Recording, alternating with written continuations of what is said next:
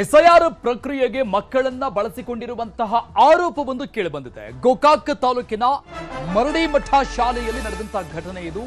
ಇಲ್ಲಿ ಎಸ್ಐಆರ್ ಪ್ರಕ್ರಿಯೆ ಶುರುವಾಗಿದೆ. ಆ ಗ್ರಾಮದಲ್ಲಿ ನಡೀತಾ ಇರುವಂತಹ ಎಸ್ಐಆರ್ ಪ್ರಕ್ರಿಯೆಯಲ್ಲಿ ಮಕ್ಕಳನ್ನ ಬಳಸಿಕೊಂಡಿದ್ದಾರೆ ಅನ್ನುವಂತಹ ಆರೋಪ. ಮರಡಿಮಠ ಶಾಲೆಯಲ್ಲಿ ನಡೆದಂತಹ ಘಟನೆ. ಸರ್ಕಾರಿ ಶಾಲೆ ಮಕ್ಕಳನ್ನ ಬಳಸಿಕೊಂಡು ಎಸ್ಐಆರ್ ಪ್ರಕ್ರಿಯೆಯನ್ನ ಮಾಡಿಸಿದ್ದಾರಂತೆ. ಮನೆ ಮನೆ ಭೇಟಿ ಬದಲು ಶಾಲೆಯಲ್ಲಿ ಎಸ್ಐಆರ್ ಮಾಡ್ತಾ ಇರೋದು. ಮೊದಲಿಗೆ ಇದೇ ತಪ್ಪು. ಮನೆ ಮನೆಗೆ ಬಾಗಿಲುಗಳಿಗೆ ಭೇಟಿ ಕೊಟ್ಟು ಎಸ್ಐಆರ್ ಮಾಡಬೇಕು. ಗ್ರಾಮಸ್ಥರನ್ನ ಶಾಲೆಗೆ ಕರೆಸ್ಕೊಂಡು ಎಸ್ಐಆರ್ ಮಾಡ್ತಾ ಇರೋದು. ಅದರಲ್ಲಿ ಶಾಲಾ ಮಕ್ಕಳನ್ನ ಬಳಸಿಕೊಂಡು ಎಸ್ಐಆರ್ ಪ್ರಕ್ರಿಯೆಯನ್ನ ಮಾಡ್ತಾ ಇರೋದು.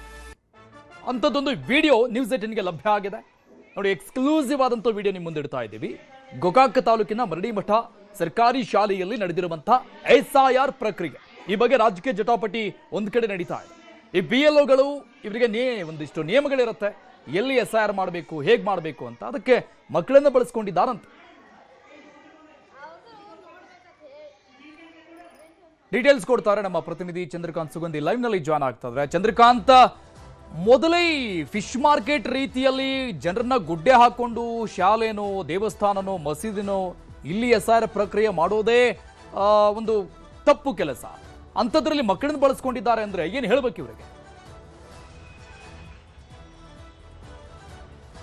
ಅರುಣುಗಾರಿಗಾಗಲೇ ಚುನಾವಣಾ ಆಯೋಗ ಮತ್ತು DC ಅವರು ಅನೇಕ ಸಂದರ್ಭದಲ್ಲಿ ಅಧಿಕಾರಿಗಳಿಗೆ ಹೇಳಿದ್ದಾರೆ, ಯಾವುದೇ ಕಾರಣಕ್ಕೂ ಮಕ್ಕಳನ್ನ ಬಳಸ್ಕೋಬೇಡಿ. ಜೊತೆಗೆ ಏನು ಅಂತಂದ್ರೆ ನೀವೇ ಖುದ್ದು ಮನೆಗಳಿಗೆ ಭೇಟಿ ಕೊಡಿ, ಏನು ಸಮುದಾಯ ಭವನ ಶಾಲೆ ಕಾಲೇಜುಗಳಲ್ಲಿ ಎಸ್ಐಆರ್ ಮಾಡುವ ಆಗಿಲ್ಲ ಅಂತಕ್ಕಂಥ ಅನೇಕ ಸೂಚನೆ ಕೊಟ್ಟರು ಕೂಡ ಗೋಕಾಕ್ ತಾಲೂಕಿನ ಮರಡಿಮಠ ಗ್ರಾಮದಲ್ಲಿ ಒಂದು ಘಟನೆ ನಡೆದಿರ್ತಕ್ಕಂಥದ್ದು. ಶಾಲೆಯ ಮಕ್ಕಳನ್ನ ಬೆಳೆಸಿಕೊಂಡು ಶಾಲಾ ಸಂದರ್ಭದಲ್ಲಿ ಎಸ್ಐಆರ್ ಮಾಡಿರ್ತಕ್ಕಂಥ ವಿಡಿಯೋಗಳು ಸಾಕಷ್ಟು ವೈರಲ್ ಆಗಿವೆ. ಈ ಬಗ್ಗೆ ಬೆಳಗಾವಿ ಜಿಲ್ಲಾಧಿಕಾರಿ ಮೊಹಮ್ಮದ್ ರೋಷನ್ ಏನು ಕ್ರಮವನ್ನ ಕೈಗೊಳ್ತಾರೆ ಅಂತಕ್ಕಂಥದ್ದು ಈಗ ಕಾದು ನೋಡಬೇಕಿದೆ. ಏನು ಇಡೀ ರಾಜ್ಯಾದ್ಯಂತ ಎಸ್ಐಆರ್ ನಡೀತಾ ಇದೆ. ಎಸ್ಐಆರ್ ಬಗ್ಗೆ ಕಾಂಗ್ರೆಸ್ ಬಿಜೆಪಿ ಪರಸ್ಪರ ಆರೋಪ ಮತ್ತು ಪ್ರತ್ಯಾರೋಪ ಮಾಡುವ ಸಂದರ್ಭದಲ್ಲಿ ಈ ವಿಡಿಯೋಗಳು ಸಾಕಷ್ಟು ವೈರಲ್ ಆಗಿವೆ. ಅರುಣುಗಾರ್, ಓಕೆ, ಈ ಬಗ್ಗೆ ಜಿಲ್ಲಾಧಿಕಾರಿಗಳ ಗಮನಕ್ಕೆ ಏನಾದರೂ ಮಾಹಿತಿ ಹೋಗಿದೆಯಾ, ಇಲ್ಲಿ ಈ ತರ ಆಗಿದೆ ಅಂತ? ಆಮೇಲೆ ಇದೊಂದೇ ಸ್ಕೂಲ್ ಅಲ್ಲ, ಮತ್ತು ಬೇರೆ ಬೇರೆ ಕಡೆಗಳಲ್ಲಿ ಈ ರೀತಿಯಾದಂತಹ ಘಟನೆಗಳು ಬೆಳಕಿಗೆ ಬರ್ತಾ ಇದೆಯಾ ಚಂದ್ರಕಾಂತ್?